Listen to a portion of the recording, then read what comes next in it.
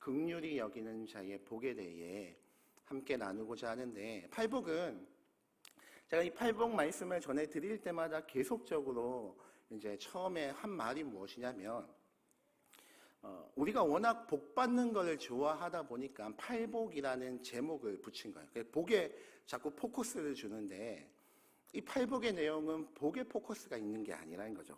성도가 하나님 앞에 복 받는 삶의 방식이 있다라는 거예요. 복 받는 삶의 방식이 무엇인지를 8가지로 제시하는 것이 이 팔복의 내용인 거고, 그리고 오늘은 그 5번째, 긍휼히 여기는 자에게 주어지는 복에 관한 말씀이 이제 5번째인데요. 그러니까 우리에게 하나님께서 요구하시는 삶의 방식이 있다라는 거예요. 어떻게 살라는 거예요? 긍휼히 여기며 살라라는 거예요. 긍휼이라는 말은 구약의 헤세드, 자비를 베풀다, 또는 친절하게 대하다, 불쌍히 여기다, 뭐 이런 의미를 포함하고 있는 단어가 이 긍휼이라는 단어인데요. 여러분 생각을 한번 해보십시오. 긍휼히 여기는 대상이, 긍휼히 여기는 자가 있다면 이 사람이 긍휼히 여기는 대상이 누구예요? 자기예요? 남이에요?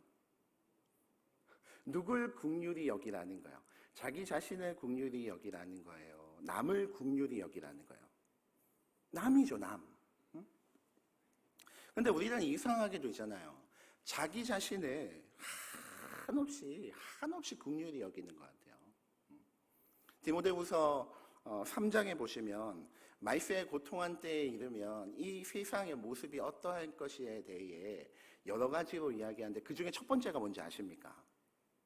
누굴 사랑한다? 자기를 사랑한다, 자기를.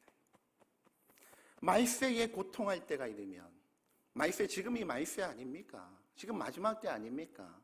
마지막에 이 악한 때가 이르면 나타나는 여러 가지 현상들 중에 첫 번째가 무엇이냐면 자기를 사랑한다라는 거예요. 말세의 가장 큰 특징이 자기 사랑이라는 거죠. 남을 향하여서는 그 기준이 얼마나 엄격한지 몰라요. 얼마나 까다로운지 몰라요. 근데 자기 자신은 너무나 사랑하여 자기 자신을 대하는 기준이 너무나 너그러운 거죠. 얼마나 긍휼히 여기는지 몰라요. 그래서 그런 말이 생긴 거 아닙니까? 내로남불. 내로남불이 무슨 의미예요? 어르신들 처음 듣는 단어니까 제가 이 사자성어를 풀어드릴게요. 내로남불이 무엇이냐면, 내가 하면 로맨스고 남이 하면 불륜이라는 뜻이에요. 내가 하면 아름다운 사랑이야. 근데 남이 하면 그 때려 죽일 불륜을 저지르는 나쁜 놈들이 되는 거죠. 그러니까 지금 무슨 이야기를 하고 싶으냐면, 내가 하는 행동에 대한 기준, 내가 하는 행동에 대한 잣대가 너무나 너그러운 거예요. 긍휼이 많은 거예요. 그 반대로 남이 똑같은 행동을 하면 그걸 눈뜨고 봐줄 수가 없는 거예요. 얼마나 엄격한 잣대를 갖다 대는지. 여러분, 운전하시는 분들 알죠? 운전하다가 내가 끼어들면 어쩔 수 없는 상황인 거예요. 운전하다가 내가 남차 앞에 급하게 끼어들면 그건 어쩔 수 없는 상황이에요. 너무나 급한 상황이라 어쩔 수 없어요. 핑계가 얼마나 많은지 몰라요. 그것도 아니면 이 신호 체계를 이상하게 만드는 서울시의 문제인 거예요. 내 문제는 아니야. 근데 그런 사람 앞에 다른 차가 끼어들면 어떻습니까? 내 차 앞에 다른 차가 끼어들려고 막 모양을 내면 그 용납이 안 되는 거예요. 부딪힐 것 같은데 끝까지 안 끼워주려고 길을 쓰고 막는 거예요. 그러다가 상대방 차가 열이 받아가지고 창문을 내리면 못 본 채하고 지나가고. 제가 그러는 것 같죠? 제가 또 어쨌든 자기 사랑에 똘똘똘 뭉쳐가지고 자기에 대한 긍휼은 바다처럼 넓은데 다른 사람에 대한 긍휼은 도저히 눈을 씻고 찾아볼 수가 없는 거예요. 찾아볼 수가 없는 거예요. 여러분, 지금 어디잖아요? 어디 절에 다니는 사람 이야기하는 거 아니에요. 저와 여러분의 이야기를 하고 있는 거예요. 우리 이야기를 하고 있는 거예요. 여러분, 오늘 본문에서 긍휼히 여기는 자는 복이 있다. 여기서의 긍휼의 대상자는 자기 자신이 아니에요. 이 긍휼의 대상자는 다른 사람을 향한 긍휼이라는 거예요. 다른 사람을 향하여 긍휼을 베푸는 자에게 하나님께서 복을 허락하여 주시는 거예요. 여러분, 이걸 먼저 기억하는 것이 너무나 중요해요. 그래서 나와 다른 사람을 바라보는 판단의 잣대, 판단의 기준을 서로 바꿔야 돼요. 나를 향해서는 남을 대하듯이 엄중하고 정확한 잣대로 나 자신을 성찰하고 돌아볼 필요가 있어요. 나 자신을 잘 봐주고 싶은 얼마나 큰 유혹이 있습니까? 내가 어쩔 수 없는 이 상황 가운데 한 행동에 대해 핑계대고 싶은 마음이 얼마나 큰지 몰라요. 그런 마음들을 버려야 돼요. 반대로 다른 사람을 향해서는 뭘 베풀어야 돼요? 긍휼이에요, 긍휼. 그래서 성경이 네 이웃을 누구처럼? 네 자신과 같이 사랑하라라고 말씀하고 있는 거예요. 그것이 무슨 의미입니까? 나를 향한 기준으로, 내 자신을 사랑하고 내 자신을 대하는 기준으로 남을 대해주라는 거예요. 여러분, 그러면 용납 못할 모습이 없지 않겠습니까? 부부관계 가운데, 부모와 자식 관계 가운데, 교회 안에서의 성도들과의 다툼의 원인과 이유가 다 무엇입니까? 이 잣대를 바꿔놔서 그래요. 나한테는 한없이 너그럽고 상대방에게는 한없이 날카로운 그 잣대로 말미암아 부부 사이에 싸움이 일어나고 부모와 자식 사이에 다툼이 일어나고 예수 그리스도의 십자가로 말미암아 그 피로 말미암아 한 형제 한 자매 된 교회 안의 성도들 사이에 눈 흘기고 다투고 싸우고 뒤에서 뒷말들하고 뭐 이런 것들이 그 기준을 지금 거꾸로 적용하고 있기 때문에 일어나는 일이라는 거죠. 나에게는 한없이 관대하고 남에게는 자신도 행할 수 없는 기준과 잣대를 들이대고는 거기에 맞지 않다고 비판하고 욕하고 다투고 있는 거예요. 잣대를 바꾸셔야 돼요. 긍휼의 대상자를 바꾸셔야 돼요.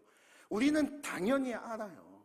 긍휼이 여겨야 될 대상자가 누구인지 우리의 지식적으로 당연히 알아요. 그런데 우리의 삶의 모습을 보면 아니 반대로 돼 있어요. 자기 자신은 얼마나 긍휼히 여기는지 몰라. 그만 긍휼히 여겨도 돼요. 자기 자신에 대해 더 이상 긍휼을 베풀지 않아도 돼요. 이게 진짜 죄된 본성이기 때문에 내 자신을 향하여 긍휼히 여기지 않아도 자연적으로 긍휼히 자꾸 여기게 되어져요. 그건 노력하지 않아도 되는 거예요. 도리어 나 자신을 긍휼히 여기지 않기 위하여 노력하셔야 되는 거예요. 반대로 남을 향하여서는, 다른 사람을 향하여서는 이 긍휼을 베풀어야 돼요. 이게 너무나 당연한 이야기인 것 같지만 오늘날 모든 사람들, 특별히 성도들, 여러분 성도들 하면 제가 어디 저기 부산의 해운대 교회 가서 지금 설교하고 있습니까? 아니에요. 저와 여러분을 이야기하는 거예요. 저와 여러분이 삶 가운데 긍휼을 베풀 대상을 자꾸 내 자신으로 착각하고 있는 거예요. 아니요. 나의 긍휼의 대상자는 다른 사람인 줄 믿습니다. 너무나 당연한 이 이야기를 할 수밖에 없는 것이 오늘날 현실이라는 거죠. 여러분, 예수님의 긍휼을 생각해 보십시오. 예수님께서 가지고 계시는 기준이라고 함은이잖아요. 이 땅에서 어떤 고결한 인간이 가지고 있는 잣대와 기준과는 비교할 수 없는 기준과 잣대를 가지신 분이 예수님이세요. 왜요? 예수님은 곧 하나님이시니까. 그러니까 예수님이 가지신 기준은 뭐예요? 그것은 바로 하나님의 기준이에요. 그런 기준으로, 그런 높고 고결하고 영화로운 그 기준을 가지고 그 제자들을 대하셨다면, 또는 오늘 저와 여러분을 대하고 계시다면 어떨까요? 여러분, 이건 두말할 필요가 없어요. 제자들을 예수님과 함께한 지 얼마 되지 않아 다 도망갔을 거예요. 버텨낼 자가 없을 거예요. 우리도 마찬가지예요. 그런데 예수님께서는 예수님 당신이 가지고 계시는 그 절대적인 말씀의 기준을 가지고 그 제자들을 바라보시지 않고 그 절대적인 기준의 틀 안에서 우리를 바라보시지 않고 긍휼의 눈으로 바라보신 거예요. 여러분, 마태복음 26장을 보면 겟셋마네의 기도 사건이 나타나거든요. 예수님께서 십자가를 눈앞에 두시고 이 고난의 길, 죽음으로 말미암아 생명을 얻게 되어지는 이 십자가의 길을 잘 갈 수 있도록 기도하는 자리예요. 얼마나 중요한 기도의 자리입니까? 거기에 특별히 3명의 제자들을 더 가까이 데리고 가시거든요. 베드로와 야고보와 요한을 데리고 가시다가 예수님께서 기도하시는 장소 얼마 떨어지지 않은 그 장소에 그들을 두시고는 성경에 어떻게 기록되어져 있냐면 예수님께서 고민하고 슬퍼하시며 라고 이야기하고 있어요. 고민하고 슬퍼하며 내 마음이 매우 고민하여 죽게 되었으니 너희는 여기 머물러 나와 함께 깨어 있어라. 그게 무슨 요구입니까? 뭐 해달라는 거예요? 애끓는 심정으로 기도를 요청하고 계시는 거예요. 여러분, 그러면 어떻게 해야 돼요? 제자들이 지금 어떻게 해야 돼요? 분위기 파악해야지. 지금 예수님께서 고민하고 슬퍼 죽게 된 심정으로 기도를 부탁하면 이거 뭐 심상치 않구나. 좀 분위기 파악하고 같이 피곤해도 기도해야 되는데 뭐 하고 있습니까? 전문 용어로 자빠져 잔다 이렇게 얘기하거든요. 이게 전문 용어인데 여러분, 그냥 자는 게 아니에요. 이때는 자빠져 자는 거예요. 자빠져가지고 그 동산에서 걸 자고 있는 거예요. 예수님께서 한 시간 기도하시다가 왔더니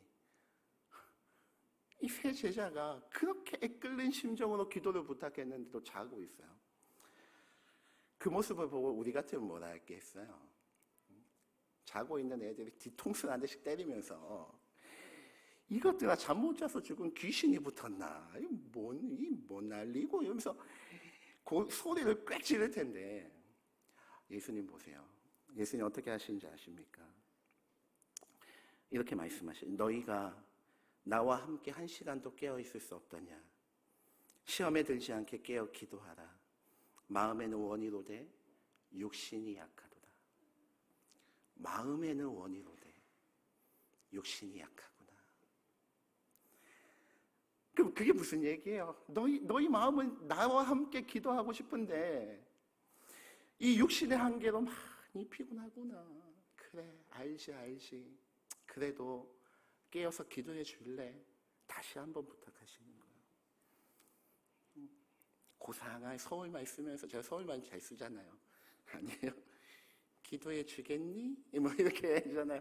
고상하게 긍휼의 눈을 가지고 제자들을 바라보고 그들의 연약함들을 용서해주고 용납해주고 받아주고 다시 격려해주는 예수님의 그 눈, 그 긍휼의 눈이 있으니 제자들이 제자가 되는 거예요. 여러분, 예수님의 긍휼은 제자들이 긍휼을 받을 만한 자로 변했기 때문에 긍휼을 베푸시는 게 아니에요. 여러분, 이걸 기억하십시오. 제자들은 여전히 그대로예요. 철없어요. 분위기 파악 못해요. 분위기 좀 파악해야지. 부르짖으며 기도하면 같이 부르짖으며 기도해야지. 여러분, 오늘 부르짖으며 기도하십시오. 오늘 우리가 이따가 찬양하고 기도할 텐데 그때도 부르짖으며 기도 안 하면 분위기 파악 못하는 거예요. 아셨죠?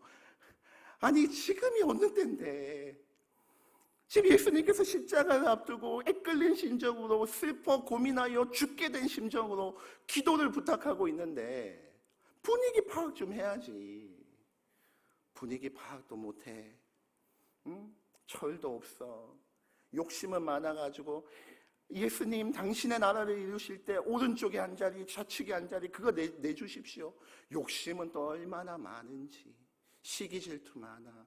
긍휼히 여김 받을 모습은 하나도 없어요. 그런데 그럼에도 불구하고 그들을 긍휼히 여기시는 이유는 무엇입니까? 예수님의 눈이 긍휼의 눈으로 바뀌어지셨기 때문이에요.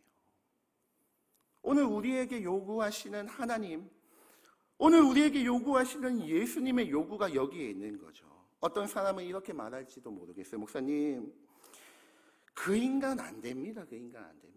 긍휼한 눈으로 보고 싶어도 그 인간 하는 행동 좀 보십시오. 꼬라지 좀 보십시오. 이게 전문 용어거든요. 꼬라지가. 그 인간 하는 꼬라지 좀 보십시오. 도저히 긍휼이 안 생겨요. 안 생겨요. 여러분, 아니에요. 그 사람의 행동이 바뀌는 게 아니라 뭐가 바뀌어야 된다고요? 나의 대답을 하셔야 설교가 끝날 거 아닙니까? 지금 힌트를 다 주고 있잖아요. 아니, 찔러버릴까요? 그 사람의 행동이 바뀌는 게 아니라 뭐가 바뀌어야 된다고요? 나의 눈이 바뀌어야 돼요. 눈이. 할렐루야. 여러분, 오늘 눈을 갈아 끼우십시오. 진짜요. 여러분, 오늘 밤에 우리 함께 기도할 때 하나님, 사람 비판하고 모질게 바라보는 이 눈을 뽑아주시고 예수님의 눈으로 갈아 끼워주십시오. 내 눈은 사람을 바라볼 때 단점만 찾고 못난 모습만 보고 비판하기 빠르고 모질게 대하기 빨랐던 이 눈가라지, 이 눈깔이 뽑아주시고 예수님의 긍휼의 눈으로 갈아 끼워달라고. 여러분, 우리가 그거 기도해야 돼요. 여러분, 말씀을 맺도록 하겠습니다. 긍휼히 여기는 자에게 주어지는 복은 하나님의 긍휼을 받게 되어지는 거예요. 우리가 급하고 어려운 상황일 때마다 우리가 하나님 앞에 그렇게 기도하지 않습니까? 하나님, 긍휼을 베풀어 주세요. 불쌍히 여겨주세요. 우리 그렇게 기도하지 않습니까? 근데 있잖아요. 내가 긍휼히 여겨달라고 해서 하나님이 긍휼히 여겨주시겠다라는 말씀은 성경에 없어요. 내가 아무리 긍휼히 여겨달라고 2박 3일 동안 기도하며 부르짖는다고 하나님은 그래, 너 2박 3일 그래, 한 5분만 더 기도하면 긍휼히 여겨줄게 라고 하는 말씀이 없다니까요. 그러면 무슨 말씀만 있느냐? 내가 다른 사람에게 긍휼히 여겨주면 하나님께서 그 모습을 보고 나 역시도 긍휼히 여겨주시겠다라고 하는 거예요. 여러분, 성경을 아십시오. 성경을 알아야지 뭘 기도해야 될지를 알아요.